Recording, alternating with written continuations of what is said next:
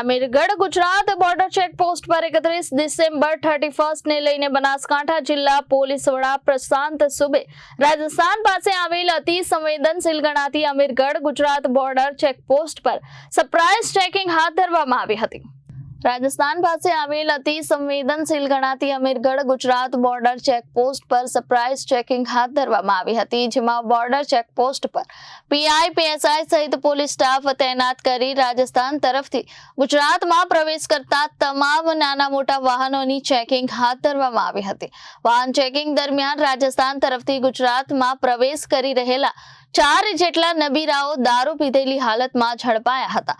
31 ને ધ્યાનમાં રાખીને અમીરગઢ બોર્ડર ચેકપોસ્ટ પર ચુસ્ત પોલીસ બંદોબસ્ત ગોઠવી લોકો પર ચાંપતી નજર રાખવામાં આવી રહી છે, તો બીજી તરફ ડ્રોન કેમેરાથી પણ લોકો પર નજર રાખવામાં આવી રહી છે। 31 ને લઈને જે સઘન ચેકિંગ ચાલી રહ્યું છે, આપ પણ પહોંચ્યા છો અમીરગઢ, કયા પ્રકારનું ચેકિંગ, કેટલો સ્ટાફ?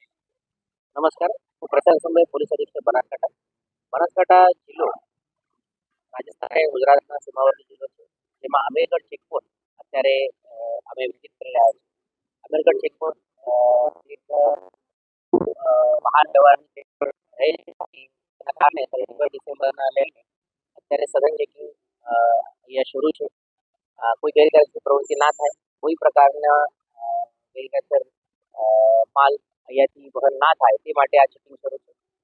એક શિફ્ટમાં 25 જેટલા પોલીસ હોમગાર્ડના કર્મચારી અને તેના સાથે પીઆઈ કક્ષાના અધિકારી, પીએસઆઈ કક્ષાના અધિકારી અત્રેની આ ચેકપોસ્ટ ઉપર ચેકિંગમાં સામેલ છે અને અત્યાર સુધી ઘણા કેસીસ પણ થયેલા છે। આજના જે 31 ડિસેમ્બરની નાઇટ અને 1 જાન્યુઆરીની જે મોર્નિંગ છે, એમાં પણ અમારી આ સઘન ચેકિંગ શરૂ રહે છે અને બહુ શાંતિના વાતાવરણમાં આ 31 ડિસેમ્બરની ઉજવણી થશે તે પ્રમાણે અમે વિશ્વાસ।